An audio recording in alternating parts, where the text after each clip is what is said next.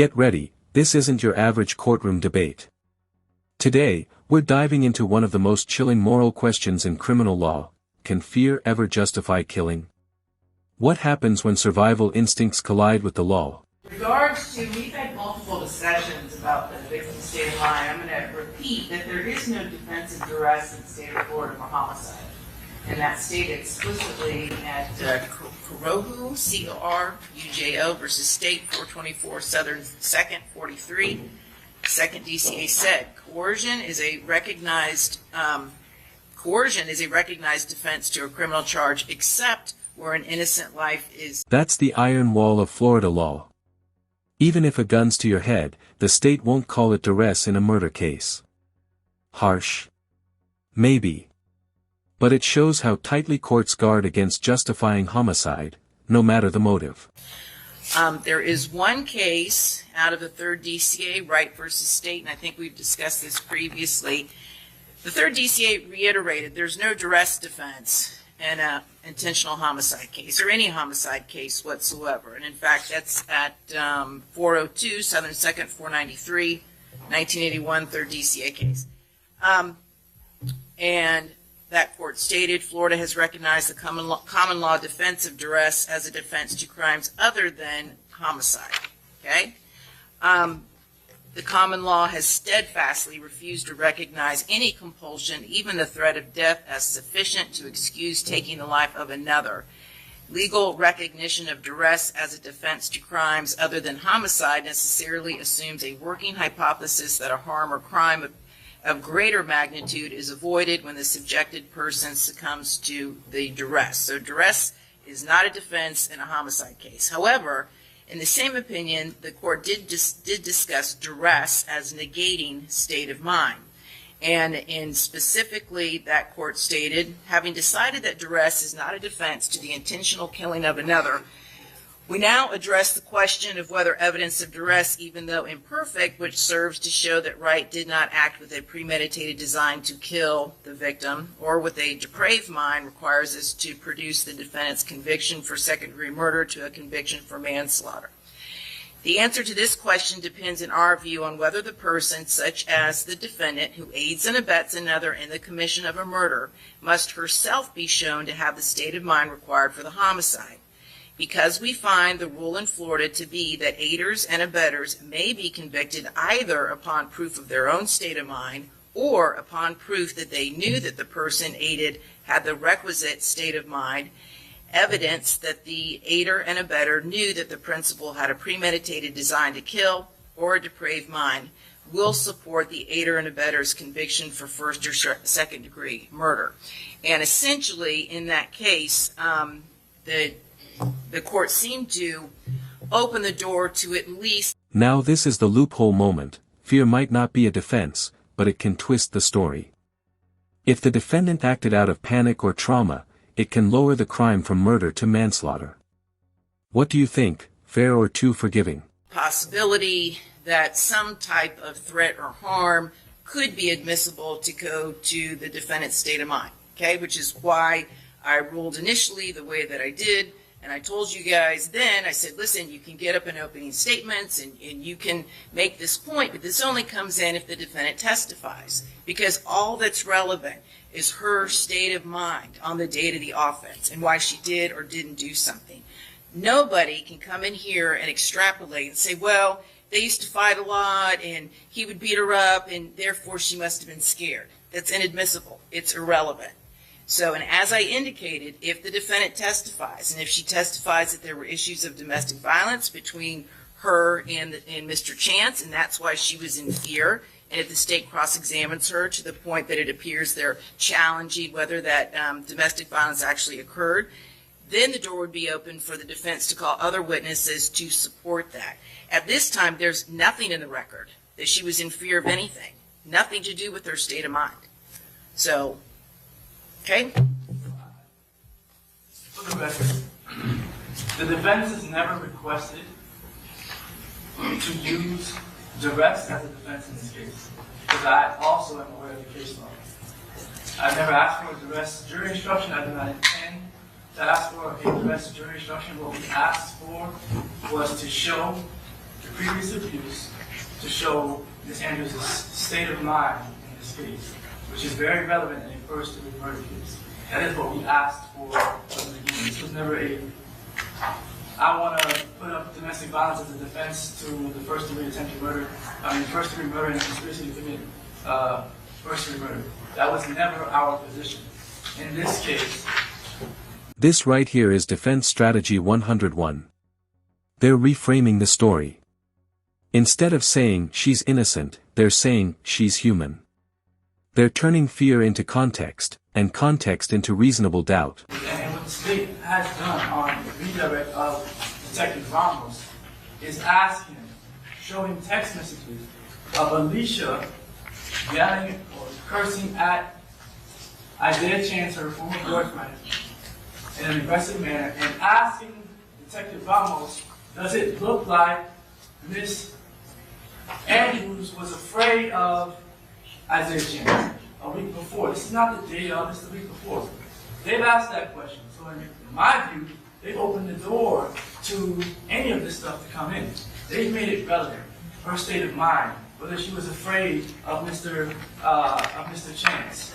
So that is one issue to decide. The second thing is, if it is relevant, which it is, Mr. Andrews' state of mind, that evidence should not be blocked and only filtered through Ms. Andrews. Of course, another witness cannot speak to an individual's state of mind, but they can speak to the incidents that they have been a witness to, and they can speak to the abuse that she suffered. They just cannot make the connection to say that because she was a part But of... if they can't make the connection, then why should they be able to testify to it? If they can't make the connection, why is it relevant? So then are you going to stand in front of the jury and make the argument, we'll extrapolate jurors, even though we don't have any evidence in this case that she was scared, you need to extrapolate what these witnesses said, and then therefore you should assume she was scared, which is why she did all of this. Is that what you're planning on doing? No. And what you're describing is sort of the circumstantial evidence that the state is presenting for this entire trial and asking the jury to make inferences and extrapolate the evidence to come to the conclusion that Ms. Andrews is guilty of these crimes. Well, do you have any case law point that allows you to do what you're asking to do? That allows a witness to testify about what they witnessed, and I mean, the case law is relevant. Give me a second. Okay, state what's your response.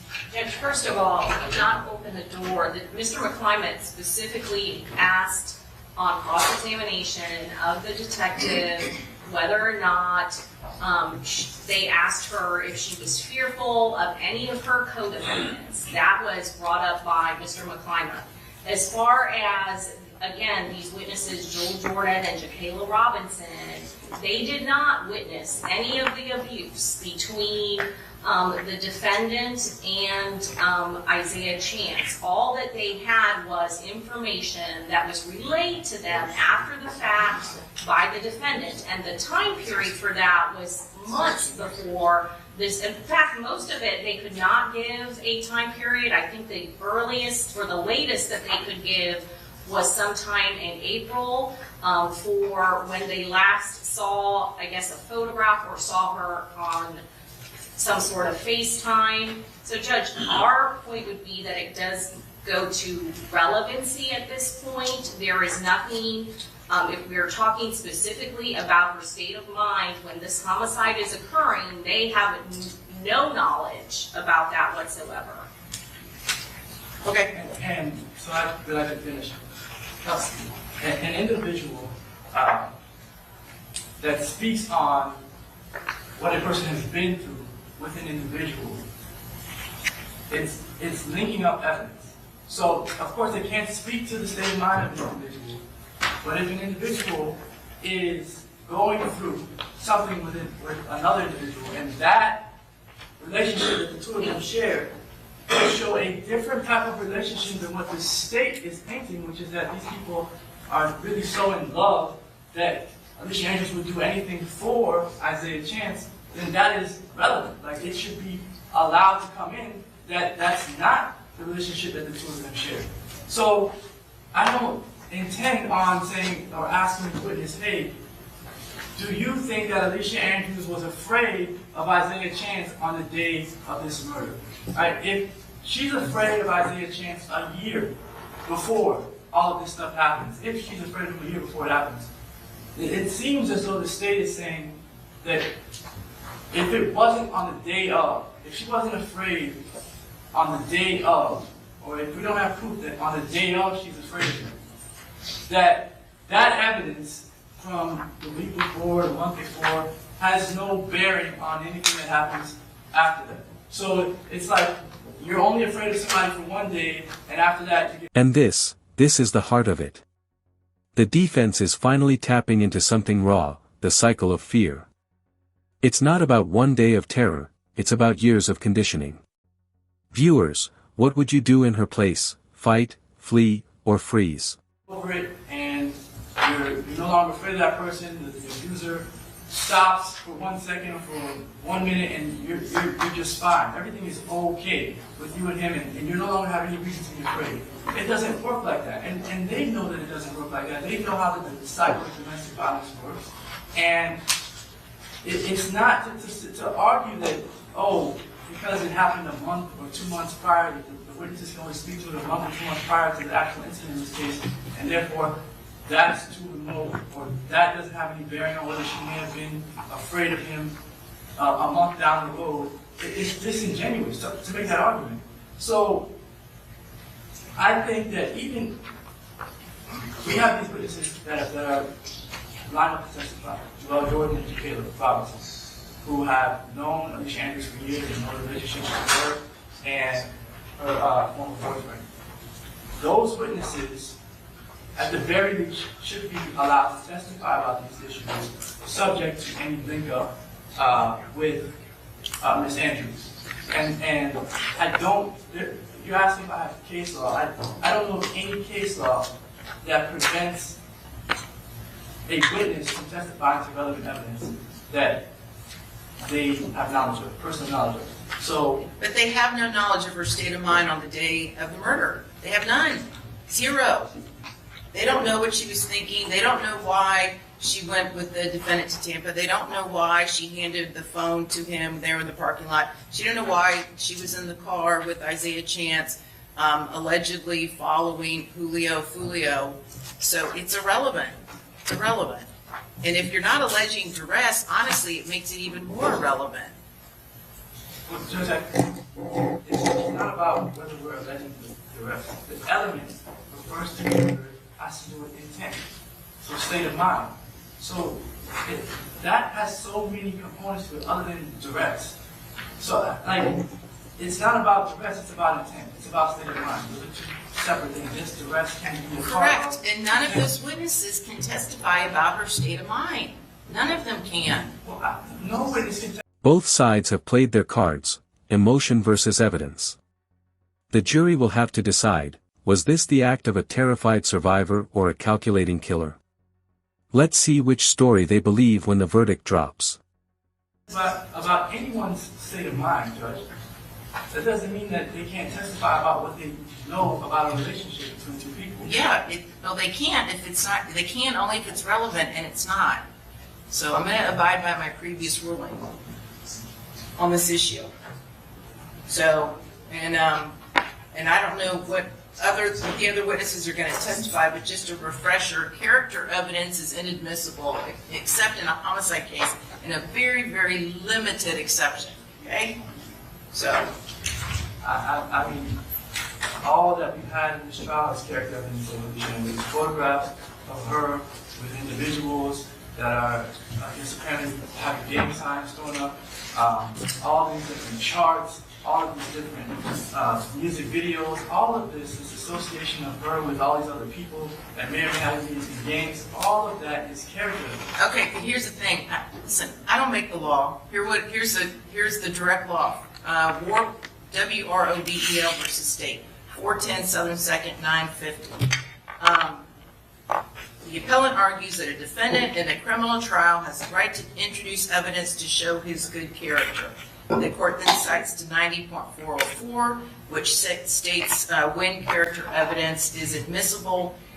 Character evidence generally. Evidence of a person's character or trait of his or her character is inadmissible to prove that he acted or she acted in conformity with it on a particular occasion, except, and one would be character of the accused, evidence of a pertinent trait of the character offered by an accused or by the prosecution to rebut that trait.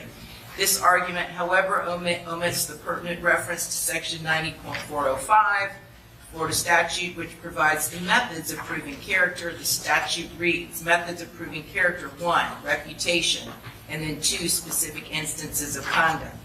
In Florida, the methods of presenting character evidence is limited to the testimony of reputation.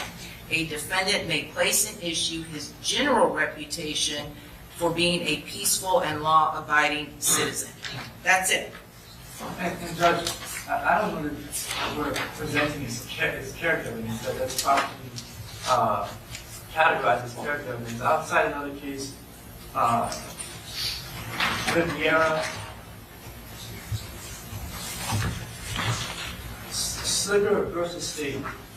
This is 941 Southern 2nd, 1191. This is second DCA case from 2006, where it discusses that the witnesses were allowed to testify, should have been allowed to testify about dramatic changes that they had witnessed.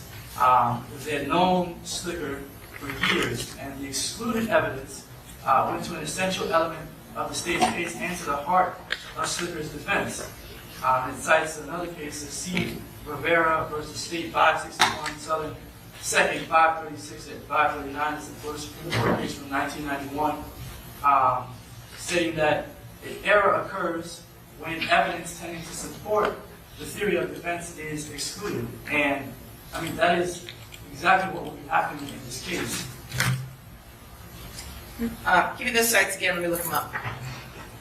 Slicker versus State, 941 Southern 2nd, 1191. The second DCA case from 2006, and Rivera versus State, 561 Southern 2nd, 536. This is the Florida Supreme Court case in 1990. Okay, I'll look them up.